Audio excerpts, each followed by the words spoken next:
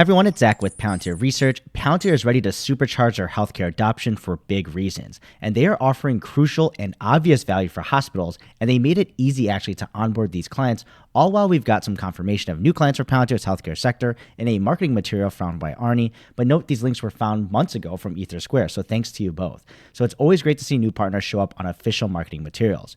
But I wanted to actually focus on the starter sandbox itself that they're providing, which you can bet will at least be a factor in helping scale them out and standardize across hospitals, since a lot of these clients are looking for the same or similar kind of value for their problems, and my thoughts on why this is actually important.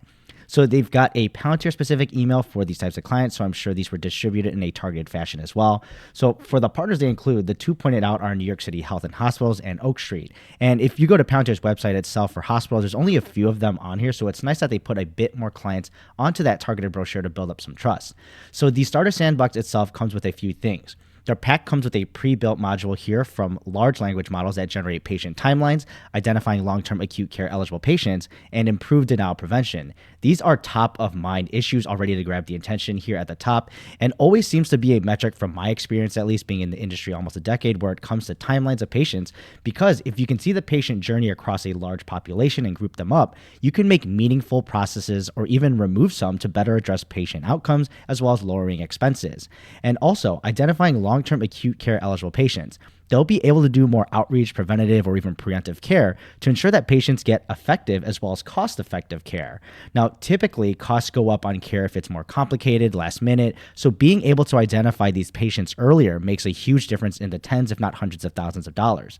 And it also denial prevention here is huge, and it's eye-grabbing. When insurance companies deny claims, hospitals know they aren't getting paid by patients, especially on these big surgeries. They'll typically write it off eventually after not being able to get money if they're denied, and reducing the patient responsibility since they know they really can't pay it. So improving denials prevention perks up every hospital CEO's ears, and along these eyes grabbers at the top for a reason, the tools that they do are for Foundry, AIP, and a one-on-one virtual boot camp, meaning they can probably tackle a larger group of end users all at this hospital since it'll be a client-focused one. So honestly, it's already a good-looking value to me at least.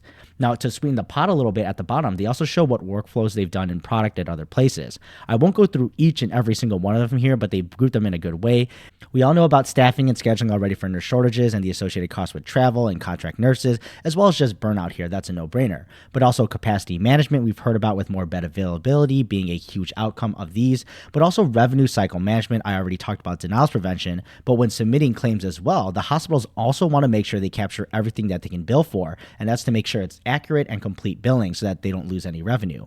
And then among the other use cases here, pretty self-explanatory. Now, for metrics that they provide here, this is also nice. They show some client-specific ones. I'm sure the dollars will attract attention first, identifying $2 million in charges that were missed, and then length of stay reduction here by providing more cost-effective level of care.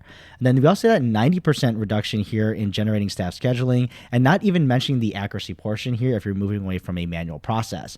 And then also everything else. This little brochure is major, and from someone working in healthcare basically my whole career, these hit the metrics hard that every hospital cares about. They all lead to better patient outcomes, staff sustainability, also financial aspects of coding accurately and reducing denials to get paid by insurance companies, which is basically the lifeblood of these hospitals.